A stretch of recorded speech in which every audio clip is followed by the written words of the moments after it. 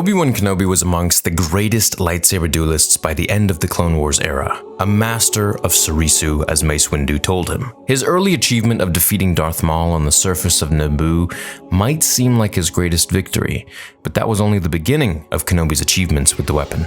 He went on to stalemate the far more powerful Sith Darth Tyrannus in their fight aboard the Invisible Hand, until of course Dooku used the Force to, well, just take him out. And of course single-handedly took out General Grievous with all 4 of his lightsaber-spinning arms, and later famously overcame his former apprentice Anakin Skywalker in the lava fields of Mustafar. To Kenobi, his blue lightsaber and the swordsman art of Surisu was inseparable from his identity as a Jedi Knight. So why, when in hiding on the desert world of Tatooine, did Kenobi refuse to use his sacred weapon? And the answer is far more complex than you might think, than him just not wanting to be found by the Empire or seen by anyone else and notify the Empire that a Jedi is near. Initially, Obi-Wan Kenobi's days on the Outer Rim planet were spent watching over the infant child of Anakin Skywalker and Padme Amidala, Luke. As the days turned to weeks and weeks turned to months, Kenobi started to realize that the barren expanse of sandy dunes was useful for one thing: dissuading off-worlders from visiting, and Kenobi was thankful for the lack of action.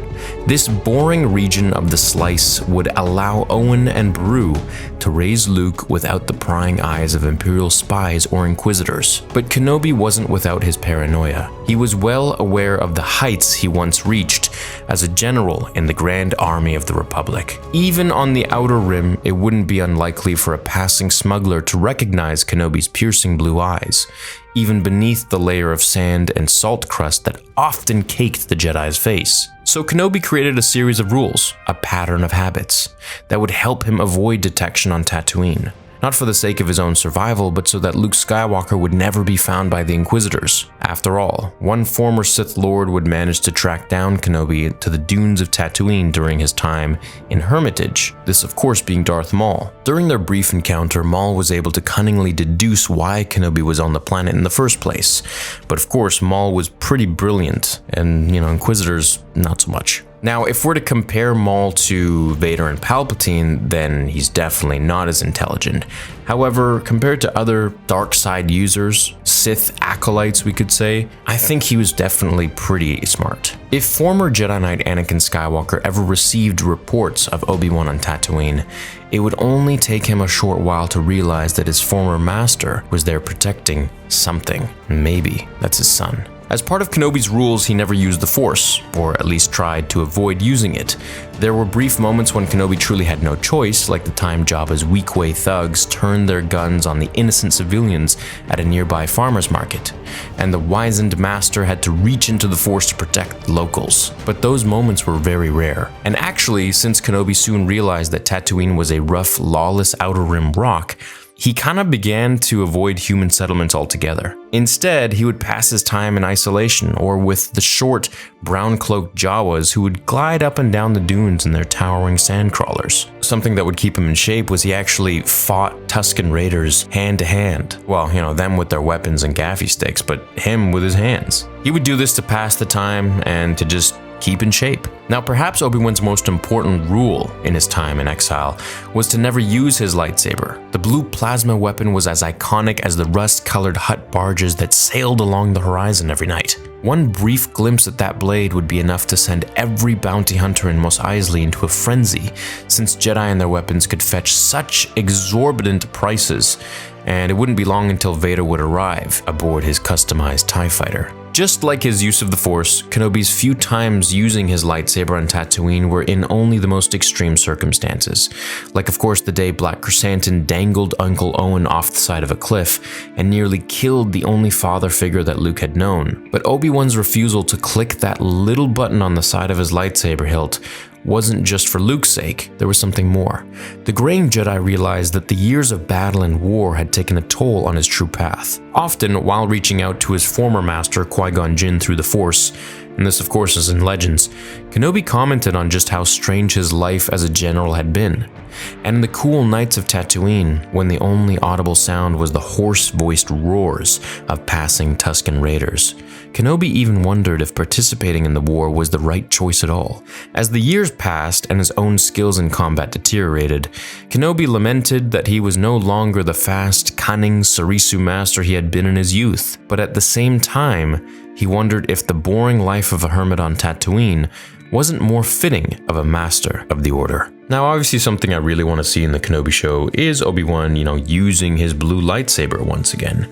However, that being said, it would really go against, well, kind of canon if he did. He would have to be somewhere off-world, and even then, it would be extremely difficult for him to use his lightsaber because at this point, lightsabers were really rare. They weren't all that much used at all because all the Jedi were in hiding or they were extinct. The only lightsabers seen were Vader's red one, so seeing a blue one somewhere would really send everyone into a frenzy. And of course, the main thing for Obi-Wan was to keep Luke safe. However, when it came down to it, he would have to do what he needed to do, including using that lightsaber, even if it meant giving up his location and who he is, which I think makes it really interesting because if he gets to the point where he has to use his lightsaber like a life and death situation for Luke or for himself even, he knows that many people around him will see him and he'll have to take them out or maybe Jedi mind wipe them. But even then, can he take the chance? Would he risk it all for that? All it takes is one person from far away to see it, and for Vader to show up at his door or at Luke's door, and it's game over. Vader would either kill Luke or he would take him with him and train him to become his apprentice. Now, it was always said that Galen Marek, Starkiller, was essentially as powerful as Luke would have been if he had trained with Vader since he was a boy. And I find this really interesting because Galen Marek was unbelievably powerful. He freaking stopped Star Destroyers in the sky, so it makes me also wonder just how powerful full potential Anakin would have become had he not lost to Obi-Wan on Mustafar. Like, if that's supposed to be Luke's power, then what the heck would Anakin have been? I mean, 200% of Palpatine's full power is what George Lucas always said, and that just blows my mind because Palpatine was the most powerful being in the galaxy. Now, I know you're thinking, oh, well, Mace Windu beat him. First of all, I think Palpatine threw the fight when he was fighting Mace Windu. Second of all, Mace Windu has this really overpowered ability called Shatterpoint, and he was also using the 7th lightsaber fighting form, Vaapad, which is a variant of the form even. It's like 7th form is pretty badass, and then Vaapad itself is something that he created, and it allows the dark side user that he is fighting to essentially reflect their powers back onto themselves. So their powers will go through Mace Windu and his own dark side emotions and be reflected back onto the user of the dark side, so the enemy. He was kind of using it like an ever-flowing tap. The more powerful Palpatine became through their fight in Revenge of the Sith, the more Palpatine started to lose because Mace Windu's defenses and offenses were growing. And as for Shatterpoint, well, he could see literally any weakness in any situation or any fighter or any being at any moment. So he was kind of like this very OP character that I kind of wish we learned more about. But that being said, I can see why he was so arrogant and foolhardy when he was speaking to Ahsoka and Anakin,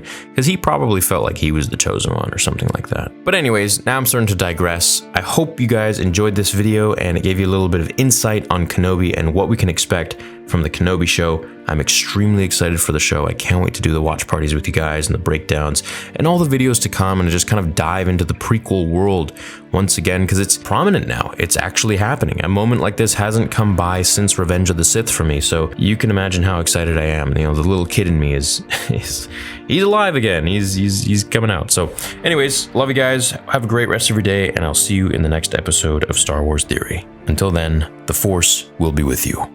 Always.